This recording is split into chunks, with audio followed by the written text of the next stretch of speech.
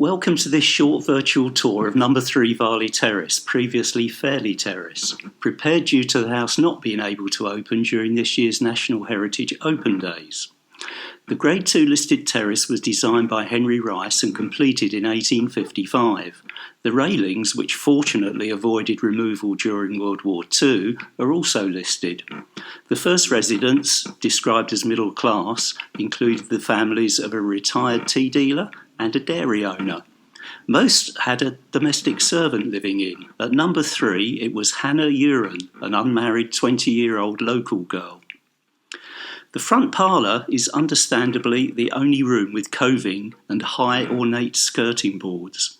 Gathered around the original fireplace in 1871, entertaining visitors were the 3 gentlewomen in residence at the time. They were widowed Grace Davy and her daughter Fanny, aged 63 and 30, and 71-year-old widow Prudence Hawkey. They had 2 domestic servants to look after them. While replacing the original fireplace in the back living room, a copper pipe containing a metal chain was discovered in the wall. This was part of the pre-electricity bell push system for calling a servant. More chains were discovered in the attic. As we move further into the house, away from visitors' areas, certain changes occur. There is no more coving. The skirting board becomes lower and less decorative. The beading on the doors becomes quite plain. And the doors themselves are thinner and have locks screwed onto their outside. But in the 2 reception rooms, wider doors had mortise locks hidden within them. The 3 census records from 1881 to 1901 show the heads of households to be Wesleyan ministers on the Liskeard circuit. Daniel Maitland in 1881 was 54 from Guernsey.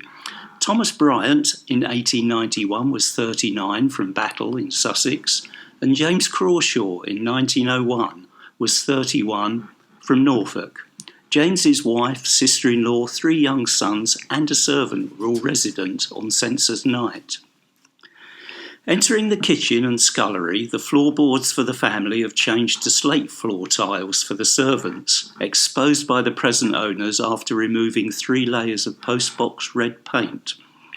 In 1871, this area was the workplace of live-in domestic servants Charity Cullis, aged 36, from South Petherin, and 16-year-old Ellen Maunder from St Clear. There could have been others that came in on a daily basis, but lived at home in Liskeard.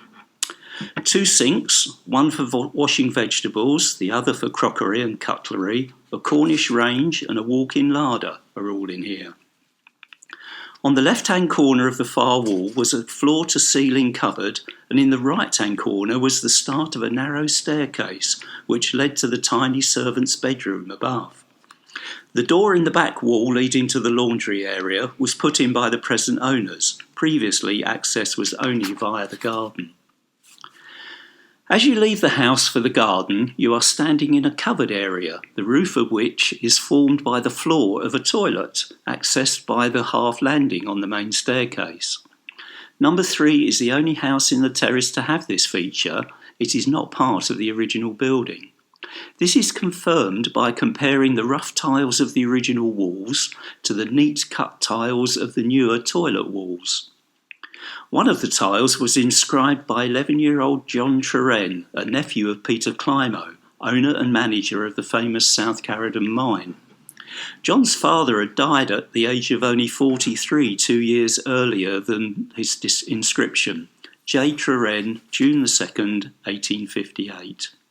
Very faintly in the corner of the same tile are the initials EGHB. They were added by Edmund G. H. Bryant, son of one of the Wesleyan ministers. Edmund was aged 8 in the 1891 census. The recess wall housed the downpipe, which carried the waste down to the cesspit in the back garden. The only wood in the house not painted over is the mahogany on the main staircase. For extra safety, some of the handrail supports are of cast iron. The holding brackets for them can be seen from inside the understairs cupboard. The addition of the toilet on the half landing was at the expense of a tall, narrow sash window, which features in all the other houses in the terrace. To provide light on the stairs at number 3, there's a wide, narrow window instead. The other door on the half landing leads to the servants' bedroom, a tiny room made even smaller when the staircase from the scullery existed. The family bathroom was next door, and remaining evidence in the rooms enabled an accurate plan to be drawn of the original layout of these rooms. At the back was probably the master bedroom, the only one with a picture rail. All 3 doors have ornate beading on the outside and plain on the inside. The dancing horseshoe fireplace was originally in number 5 Varley Terrace, removed and installed here by the present owners. Neighbours can still remember a huge explosion in the late 1940s at number 5, when a workman looking for a suspected gas leak struck a match. Bad decision. The second bedroom at the front has the original hoop fireplace from 1853. Liskeard residents will recognise the name of Louis Stephen O, spelt O-U-G-H. In the 1911 census, Louis is shown as the 1-year-old son of Thomas and Edith O, chemists and shopkeepers in Market Street. Here we are 109 years later in Louis's first bedroom. Hopefully next year you'll be able to visit number 3 Varley Terrace in person, but thank you for joining us today.